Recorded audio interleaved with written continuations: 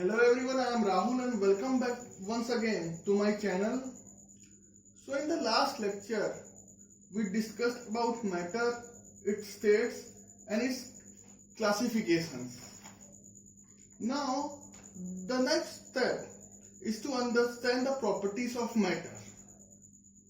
So the properties of matter can be distributed in two parts.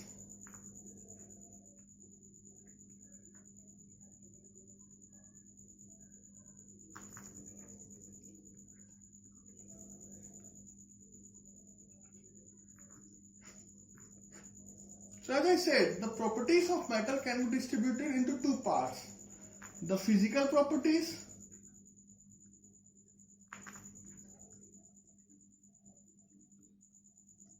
and the chemical properties.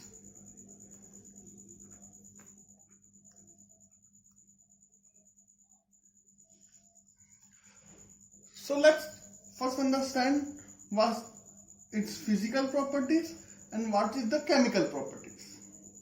So physical properties, as the name suggests, are properties that physically can be observed.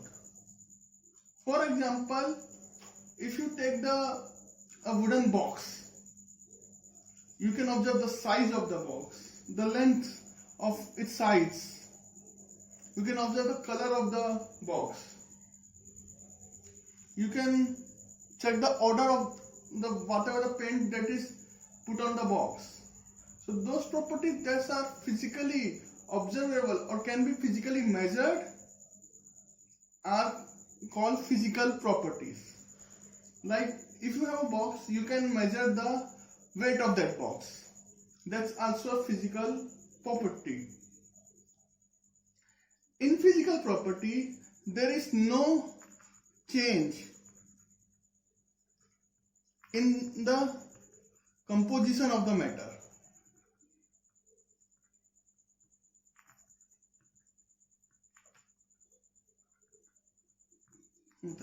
That means there is no chemical reaction is taking place. That's why it's not a chemical property, it's a physical property.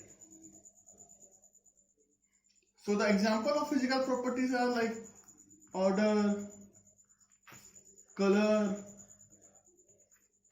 length, weight. These are all physical properties. Now what are chemical properties? Chemical properties are those which cannot be just observed, and for measuring the chemical properties, a chemical reaction need to take place. And there is a change in the composition of the matter. So, change in the composition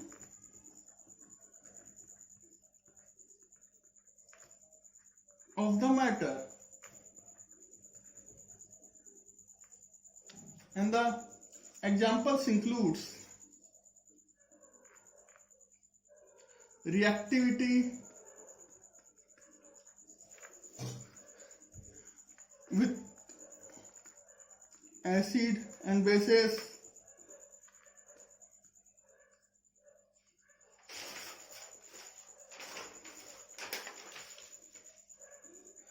its composition,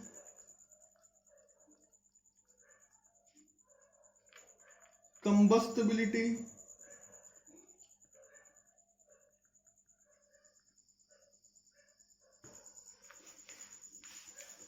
so these things comes under chemical properties. And to measure chemical properties, there will be a chemical reaction which need to take place. And there will be change in the composition of the matter. A simple example I'll take is the same wooden box that I used for explaining the example of physical properties. Now you want to understand how quickly that wooden box can burn.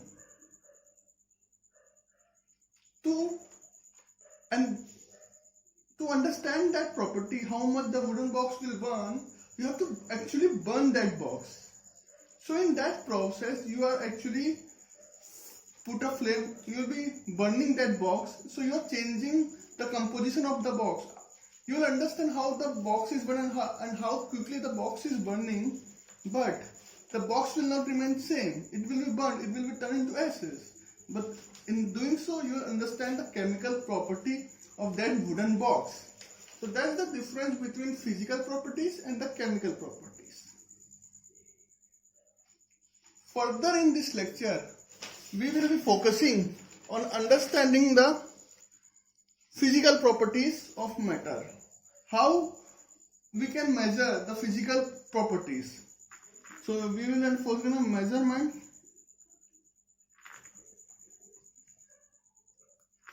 of physical properties.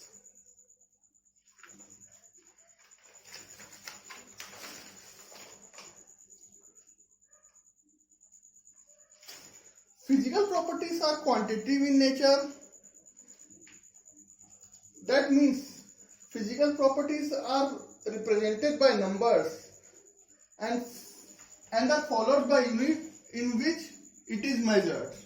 So whenever you are measuring a physical quantity, you will have a number followed by a unit in which that physical quantity is measured. So to understand the measurement of physical quantities, we need to understand units. In earlier days, there used to be two different system of units that were used.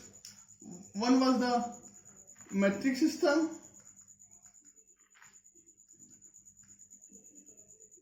and another one was the English system.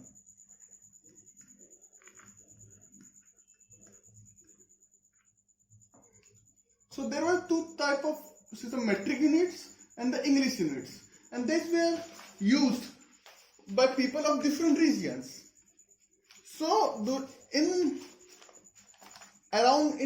after 1850 and before the 1900s, it was understood there is a need to have a common unit for measurement which can be applied in all places, so that even if a measurement is done in one place in any region of the world, people from other region can understood it easily.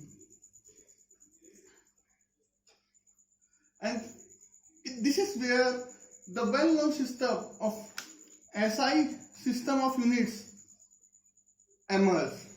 The International Standard Unit System emerged. In this system of units, you have 7 base units, and these 7 units are the fundamental units, which means any other units which you need to derive and which are not in these 7 units can be derived using these 7 units. These are the basics, and any other unit which are not involved in these 7 units can be derived using these units. So let us understand what are those 7 basic physical quantities and their units, the 7 fundamental units that were proposed and that are still in use.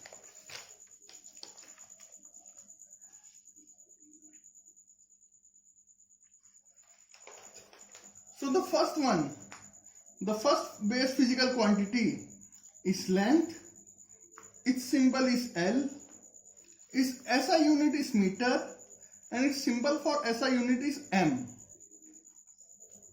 The second base physical quantity is mass. Its symbol is M. Its SI unit is kilogram, and its symbol is kg. The third is time, which is represented by symbol T. Its SI unit is second, and its symbol is S. Electric current, its symbol is I, and its SI unit is ampere, and it is the symbol for the SI unit is A.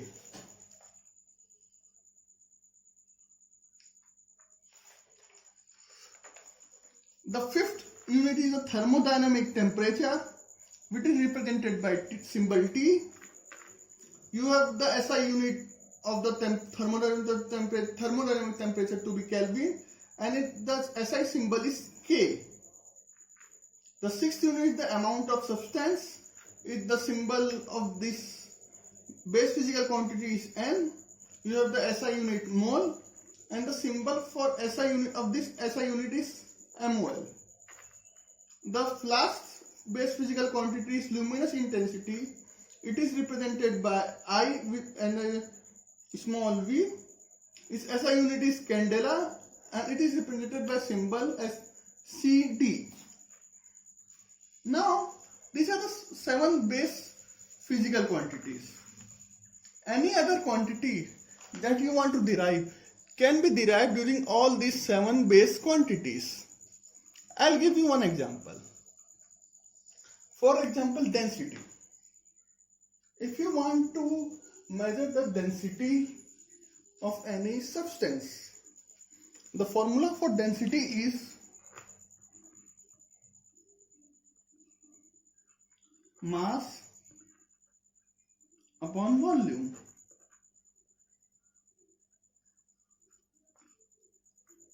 So here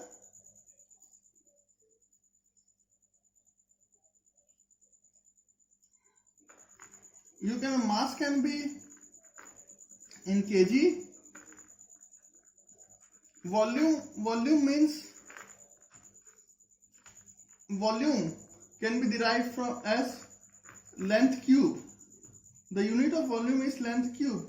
So here you have length meter cube. So you have kg per meter cube.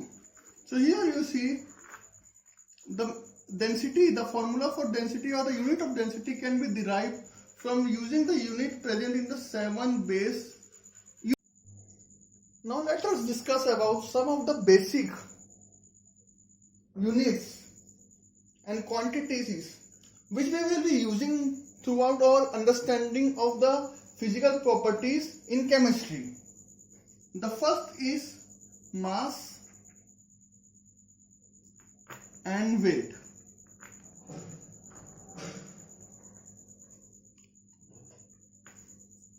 Mass and weight, while the term is usually used very loosely interchangeably, they have a different meaning and are used in different places. Mass is the amount of matter in a substance.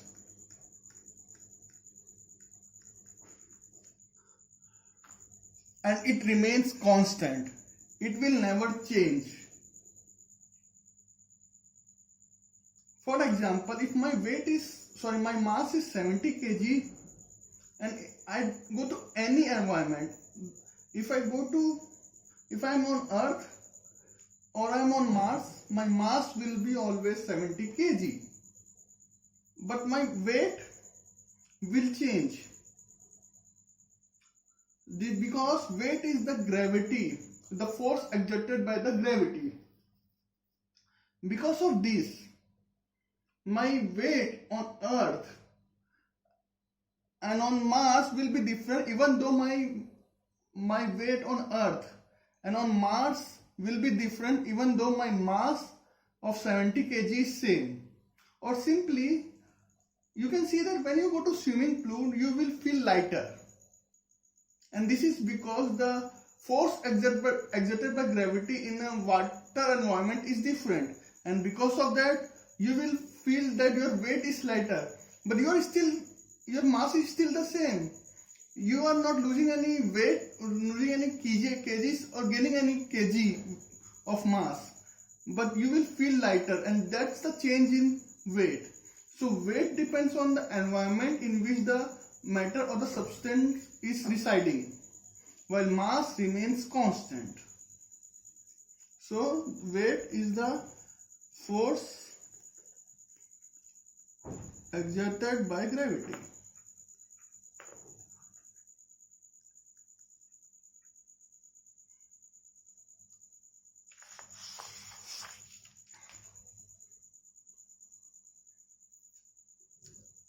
The second quantity that we will usually use in our understanding of physical properties in chemistry is density, which I have already discussed. Density is mass upon volume, which is kg by meter cube.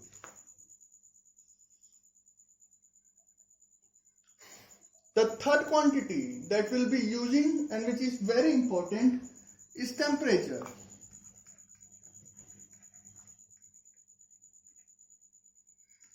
Temperature can be represented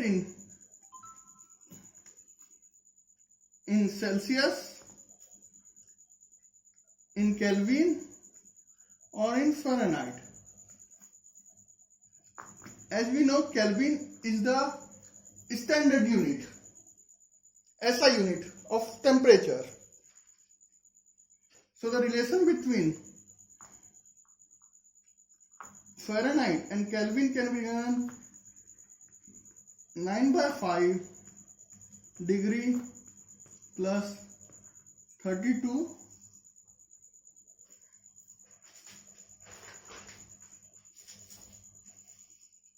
plus 32, and relation between Kelvin and Celsius is Celsius plus 273 plus 15.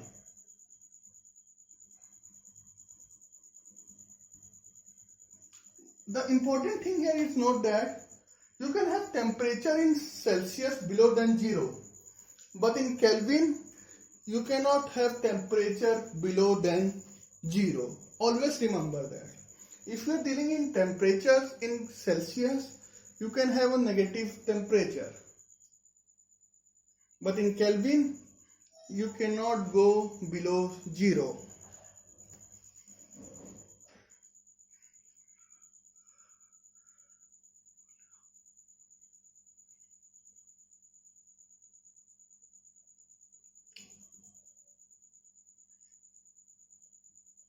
And the last unit that we will be using frequently in dealing in physical properties is volume. As you can see, you don't have a SI standard unit for volume because it is represented as length cube, which is meter cube. But from a perspective of chemistry, meter cube is a very large unit. So we usually deal in smaller units. So in liquids, like we use liter.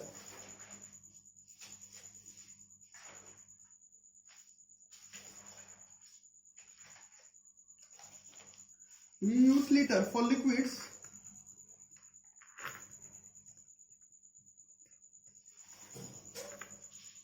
We use liter. So liter can be converted into 1 liter is equal to